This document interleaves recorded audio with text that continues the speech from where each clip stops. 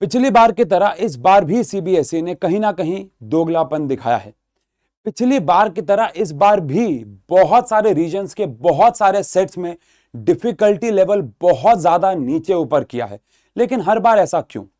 तो भैया 1:30 बजे पेपर खत्म हुआ और लगभग लगभग 1:45 पे ही मुझे इंस्टाग्राम पे कुछ ऐसी रील्स मेंशन होना शुरू हो गई और मैं बड़ा खुश था क्योंकि अभी 15 मिनट ही हुए थे पेपर खत्म हुए और बहुत सारी रील्स में अगर मैं आपको यहाँ पे दिखाऊं तो ये वाला क्वेश्चन अगर आपने नोटिस किया हो, डाइलेक्ट्रिक स्लैब वाला क्वेश्चन हो गया, या फिर सीधा सीधा फोर्स ऑन पैरेलल वायर्स हो गया, या फिर सीधा सीधा क्वेश्चन यहाँ पे अगर हम आ जाए तो ये व्हीटस्टोन अरेंजमेंट वाला हो गया, या फिर इलेक्ट्रिक फील्ड वेरिएबल हो और कांस्टेंट हो लूप वाला हो गया, या फिर डायपोल के इलेक्ट्रिक फील्ड वाला हो गया, या फिर जिन्होंने हमारी सारी की सारी वीडियोस देखी हैं उनको, मैं ये नहीं कह रहा आपके पेपर में ये सवाल आया होगा, लेकिन ये वाला सवाल अगर आपको दिख रहा हो, ये वाला सवाल हमने कल ही 80-20 रूल में आपको बताया, 80-20 रूल में ये भी बताया और बाकी सारे लाइव क्लासेस में जैसे मिरर फॉर्मूला की हैगन्स प्रिंसिपल के बारे में हम लोगों ने क्लास में बात करी, सेल्फ इंडक्शन का डेरिवेशन आएगा ये हम लोगों ने क्लास में बात करी। तो पेपर देख के ओवरऑल पेपर का रिएक्शन देख के कि ये पेपर कहीं देखा हुआ लग रहा है, ये तो 80-20 रूल है, तो ये सारे रिएक्शन देख के मैं बहुत खुश था।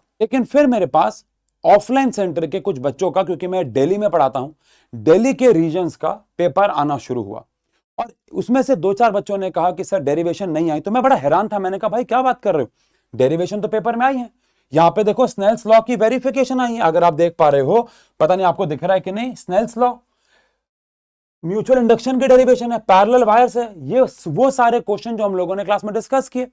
तो मैं बड़ा खुश था कि पिछली बार से पेपर बहुत आसान आया।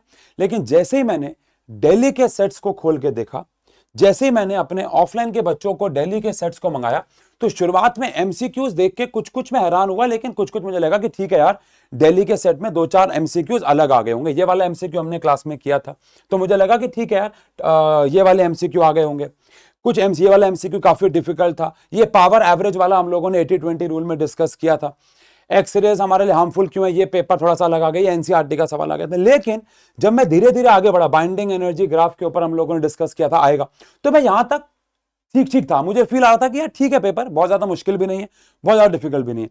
लेकिन जैसे जैसे मैं नीचे बढ़ता चला गया, बढ़ता चला गया, बढ़ता चला गया, बढ़ता चला गया, मुझे पेपर के अंदर सिर्फ 2 डेरिवेशन दिखी। मुझे पेपर के अंदर ऐसे ऐसे सवाल देखने को मिले जो मुझे लगता है कि बच्चा, अगर एवरेज बच्चा, मैं यहां पे टॉपर बच्चों की बातें नहीं कर रहा हूं, यहां पे टॉपर बच्चा प्लीज ये कमेंट करना ही मत कि वो वाले सेट, जिनके वो सेट आए थे वो तो अपने जीवन में खुश हैं यार, बड़ी अच्छी बात है, आप सबको बेस्ट ऑफ लक कि आपका रिजल्ट अच्छा आएगा। लेकिन उन बच्चों का क्या, उन्होंने क्या बिगाड़ा है जिन्होंने उन बच्चों से ही उन्हीं किताबों से पढ़ाई की है जिनसे सब किताबों से पढ़ाई कर रहे हैं, गवर्नमेंट स्कूल के सपोर्टिंग मटेरियल से पढ़ाई की है, सपोर्टिंग मटेरियल सरकार ही बना के दे रही है, केवी का, गवर्नमेंट स्कूल का। तो फिर वैसे लेवल के सवाल आप पेपर में क्यों नहीं देते हो? और अगर देता भी हो, पेपर मुश्किल देते भी हो, तो सारे रीजन्स का पेपर मुश्किल क्यों नहीं देते हो? ऐसा क्यों कि कुछ रीजन्स के पेपर आप ऐसे लेवल के दे रहे हो, कुछ रीजन्स के पेपर आप ऐसे लेवल के दे रहे हो, और कुछ रीजन्स, खासकर दिल्ली, मुझे बाकी रीजन्स का नहीं पता, प्लीज आप कमेंट सेक्शन में बच्चों बताइएगा कि आपके रीजन का एग्जाम कैसा आया।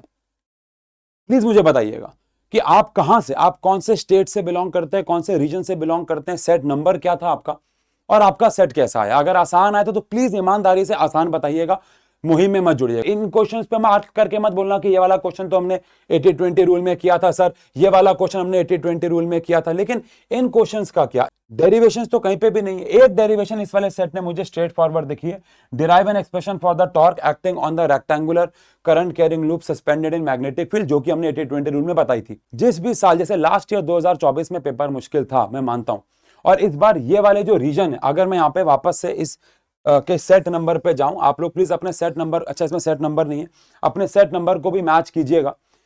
जो जो बच्चे यहाँ पे नीचे कमेंट में लिख रहे हैं उनके सेट नंबर के साथ भी मैच कीजिएगा कि आपका भी ये सेट नंबर था कि नहीं था, और ये डिफिकल्टी आया था या नहीं आया था। ओनली पॉइंट इज की पेपर क्यों इतना अनइवन, कहीं पे आसान और कहीं पे मुश्किल क्यों? तो जिनका भी पेपर मुश्किल आया है, अगर मोस्ट ऑफ द बच्चों का पेपर मुश्किल आया है, क्योंकि पूरे इंडिया के रीजन में पेपर कैसे डिस्ट्रीब्यूट हुए ये तो मुझे अभी नहीं पता फिलहाल इतने शॉर्ट नोटिस पे, तो मैं एक कम्युनिटी पोल भी डाल रहा हूं अभी इसी वक्त। आप प्लीज कम्युनिटी पोल पे भी अपना रिप्लाई जरूर दीजिएगा जाके कि पेपर कैसा आया।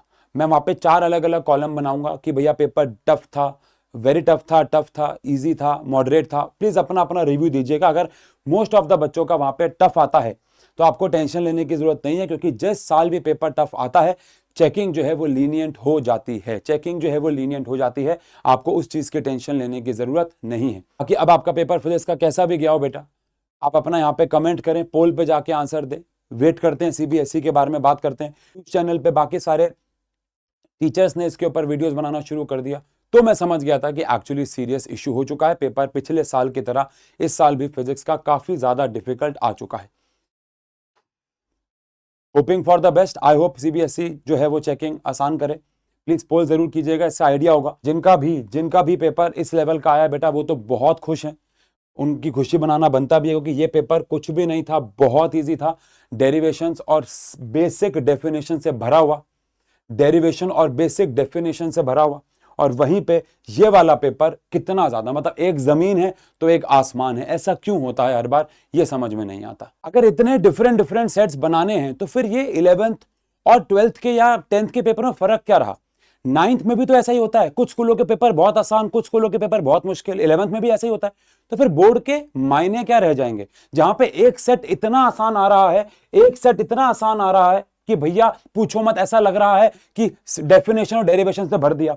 और वहीं पे एक सेट ऐसा भी आ रहा है अलग रीजन का। तो फिर फायदा क्या रह जाता है बोर्ड के एग्जाम्स में और नॉर्मल 11th और 9th के प्राइवेट स्कूल्स के एग्जाम में? यार वेट करते हैं, इंतजार करते हैं क्या होगा, और अपने अगले पेपर की तैयारी पे ध्यान दीजिएगा। सभी को बेस्ट ऑफ लक। प्लीज अपना कमेंट में अपना रिव्यू जरूर छोड़ के जाइएगा।